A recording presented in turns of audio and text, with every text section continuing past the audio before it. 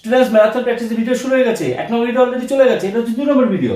Marathon প্র্যাকটিসের ভিডিওগুলোতে বেশি কথা বলবো না, জাস্ট কি পয়েন্টগুলো বলবো, ঠিক আছে? আপনার অঙ্ক পুরো সলভ করা আছে। প্রথম কি পয়েন্টগুলো কি আছে? প্রথম হচ্ছে এই অঙ্কের কি পয়েন্ট, মানে কি বলতো মেইন পয়েন্টটা হলো এইটা বলবো।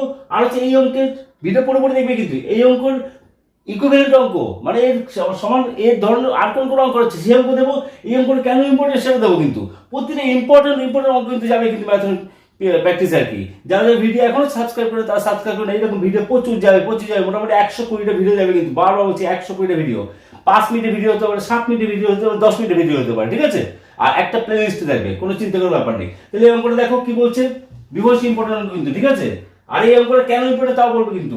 আচ্ছা, এক ব্যক্তি 12 বছর এবং 14 বছর বছরে 2 ছেলের জন্য 18,750 টাকা এমন ভাবে ভাগ করে রেখে গেলেন যে তারা যখন 18 বছর বয়সে সাবালক হবে, মানে ছেলেরা আর কি, তখন 5% সরল সুদে প্রত্যেকে সুদে সমান টাকা পাবে, ঠিক আছে? তিনি প্রত্যেকের জন্য কত টাকা রেখে গেছিলেন?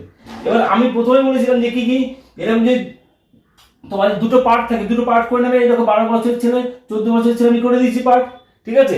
আচ্ছা, তোমরা আগে যে খাতায় যে অঙ্ক করেছো সেটা ভুলে যাও, আমার ভিডিও পরীক্ষার একদিন পুরো দেখে যাও, কিন্তু আগের দিনের ভিডিও এটা বলছি কিন্তু বারবার, ঠিক আছে? তো সেটা কি আছে দেখো, এই সূত্র অঙ্ক করতে গেলে আমি বলেছিলাম IPTR এই চারটে লিখে দাও, ডেটাগুলো লিখে নাও, যা পাবে ডেটাগুলো লিখে নাও, অঙ্ক অটোমেটিক হয়ে যাবে কিন্তু, ঠিক আছে? তো কি দেখো IPTR আমি লিখে ফেলে ডেটাগুলো লিখেছি, যেটা আছে না আছে। আচ্ছা, এই অঙ্কের কি লাইন কোনটা, যে 5% সরল সুদে প্রত্যেকে সুদে সমান টাকা পাবে কত, যখন 18 বছর বয়স হবে। এইটা হচ্ছে কি লাইন, মেইন লাইন হচ্ছে এটা হচ্ছে বোঝানোর। আচ্ছা, আরেকটা কথা বলি, সেটা হচ্ছে কি যারা 60% আশা করো অঙ্কে, যারা হচ্ছে কি না 80+90 এসব আশা করো, তারাও কিন্তু এরকম শর্টকাট ভিডিও দেখবে কিন্তু, ঠিক আছে? শর্টকাট জাস্ট অঙ্ক করা। আর তোমাদের খাতায় সেই এরকম I = মানে সুদ বা এরকম অনেক লেখা থাকবে, সেটা দেখলে কিন্তু হবে না, কিন্তু টাইমের ব্যাপার আছে, হ্যাঁ? তো চলো, তাহলে এবার কি হলো, ডেটাগুলো আমি লিখে নিচ্ছি। দেখো পিসও, আচ্ছা কি বলেছে, তো এইটা হচ্ছে কি লাইন, যে 18 বছর পরে যখন বয়স হবে, দুজনের বয়স 18 বছর হবে, তখন 5% সরল সুদে প্রত্যেকে সুদে সমান টাকা পাবে, ঠিক আছে? সুদে তার মানে দুজনের সুদে বের করতে হবে, দুজনের সুদে বের করতে হবে। তাই লিখলাম IPTR, এরকম ডেটাগুলো লিখে দিলাম। কি আছে দেখো, টি এর মান জানি আমরা 5%, আর এর মান জানি 5%, দুটোর ক্ষেত্রে তাই টি এর মান জানি যে কি 18 বছর হবে, তার মানে 18 মাইনাস বড় ছেলে হচ্ছে 14 সমান 4 বছর খাটবে টাকাটা। আচ্ছা, আর এই ছেলেটা কত হবে, এই হচ্ছে 12 মাইনাস 18 মাইনাস 12 সমান 6 বছর, এটা হয়ে গেল। এবার আসল যদি একটা x ধরি, মনে করি x টাকা হচ্ছে একটা ছেলের জন্য রাখলো, তা আরেকটা ছেলের জন্য কত টাকা রাখবে, 18,000, দুটো ছেলের জন্য টোটাল কত টাকা হয়েছিল 18,750 টাকা, একটা ছেলের জন্য কত হবে 18,750 মাইনাস x, ঠিক আছে? আমি কিন্তু এখানে করে দিচ্ছি না, করা রয়েছে সেটা বোঝাচ্ছি, কিন্তু পরীক্ষার একদিন এইটাই করতে হয়। পরীক্ষার একদিন কখন প্র্যাকটিস নেই, এই কারণটা তোমাদের সন্দেহ লাগে, ডাউট লাগে যে এরকম হচ্ছে না, তখন ক্যালকুলেশন করে দিই, যেমন এরকম ক্যালকুলেশনটা তোমরা শুধু নিজেরা করতে পারো কিন্তু। আচ্ছা, আর তার আগে একটা ইম্পর্টেন্ট কথা, আরো কথা একটা ইম্পর্টেন্ট, সেটা হচ্ছে বলিনি কিন্তু এখন বলছি কিন্তু, ঠিক আছে? সেটা কি, এইটা হচ্ছে গিয়ে বক্স করা, মানে পরীক্ষার খাতায় চারিদিকে বর্ডার ছাড়তে হয়, চারিদিকে বর্ডার এক স্কেল বা এক স্কেল একটু কম, চারিদিকে বর্ডার ছেড়ে ঠিক এরকম একটা বক্স তৈরি করবে, ঠিক আছে? বক্স তৈরি করবে, বক্সের ভিতরে কিন্তু এরকম নাম্বারিং করবে, দাগ নাম্বার, এই 1 নম্বর দাগ, এরকম দাগ নম্বর করবে, ঠিক আছে? এর জন্য আলাদা একটা ভিডিও দেবো, করে চিন্তা ব্যাপার নেই। করার পর বক্স করার পরে এখানে কি লিখবে, রাফ, ঠিক এরকম একটা ভার্টিক্যাল দাগ দেবে, হলো? চারদিকে পেন্সিল দিয়ে কিন্তু বক্স করা হলো, বক্স করার পরে এরকম একটা ভার্টিক্যাল দাগ দেওয়া হলো, লিখলাম রাফ। এই রাফে কিন্তু সবকিছু করা যাবে, কিন্তু এটা কিন্তু বুঝিয়ে দাও, ঠিক আছে? কারণ সাড়ে আটটা সেরকমই। তো এবার কি বলছে, প্রত্যেক সুদের সমান হবে, তাহলে এই সুদ বের করে আগে আই বের করলাম PTR বাই 100, ঠিক আছে? আমি অনেক আগে সূত্র বুঝিয়েছি, ঠিক আছে? সূত্রটা তাও এখন এই চ্যাপ্টারের প্রথমে বুঝিয়ে দিই। একটা মনে রাখবে, IPTR মানে I = PTR, পিটারকে রাখছে, ঠিক আছে? এইটা মনে রাখবে, হয়ে যাবে। এইটা মনে রাখি কি হবে, এটা মনে রাখার পরে I = PTR, ঠিক আছে?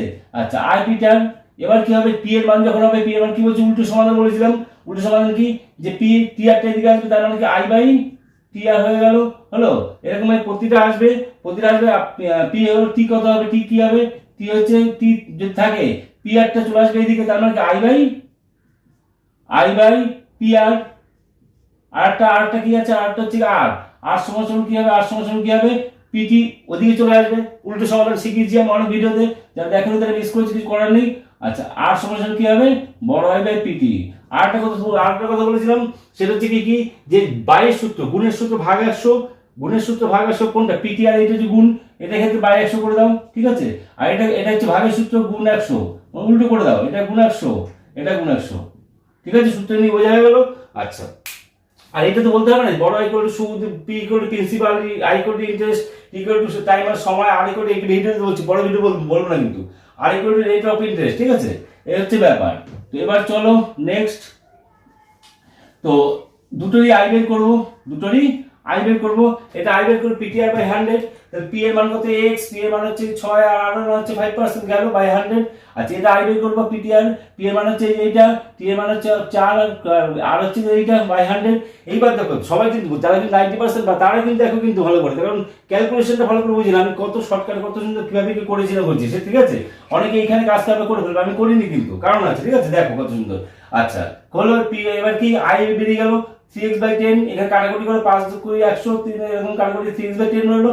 আর এখানে কত রইলো, এখানে হচ্ছে গিয়ে এটা 5 দিয়ে শুধু 4 5 20 20 আর 100 হচ্ছে কাটাকুটি করলে কত 5 হলো, তাহলে এইটা বাই 5 হলো এটা। এবার কি হচ্ছে p প্লাস i, তাহলে এই p প্লাস i কত হবে, p হচ্ছে কি কত x প্লাস i কত, i হচ্ছে 3x/10 হলো। এর সুদা সূত্র বের করব, এই সুদা সূত্র বের করব, সেটাই তো সমান বলেছে না, সেটাই সমান বলেছে। এই সুদা সূত্র বের করলাম 13x/10, আর এই সুদা সূত্র বের করলাম, এর আসল কথা, আসল হচ্ছে এইটা প্লাস সুদ কত, সুদ হচ্ছে এটা বেরিয়েছে, সুদ আই হচ্ছে এটা, সুদ বেরিয়েছে হলো। এবার কি বললাম, শর্টকাট করলাম, কি করলাম, এইটা ভালো করে বোঝো।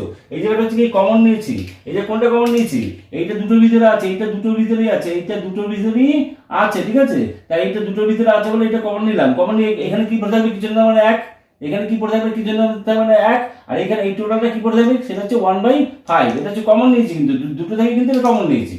তবে কমন কখন যে বলেছিলাম কিন্তু, একটা গুণ কমন কখন যায়, 2 3টে, একটা গুণ, দুটো গুণ, তিনটে গুণ, চারটে গুণ, যা থাকবে না কেন মাঝখানে এই গুণগুলো থেকে থাকবে, আর মাঝখানে প্লাস মাইনাস 8 মানা থাকবে, তাহলে কিন্তু এই গুণগুলো থেকে কমন যায়, ঠিক আছে। তাই এখানে কি আছে, এর সাথে 1 গুণ আছে, কিছু না মানে 1 গুণ আছে, আর এটা তো গুণ আছেই, তো এইটা দিয়ে এইটা টোটালটা কমন নিলে এখান থেকে পড়ে থাকবে 1, আর এখান থেকে পড়ে থাকবে 1/5, এটা নিয়ে নিলে কি থাকবে 1/5, সেরকম করলাম। তাহলে এই দুটো কাজ করলে কত, 6/5, এটা বুঝে গেছো, এটা ইনটু এইটা বুঝে গেছো।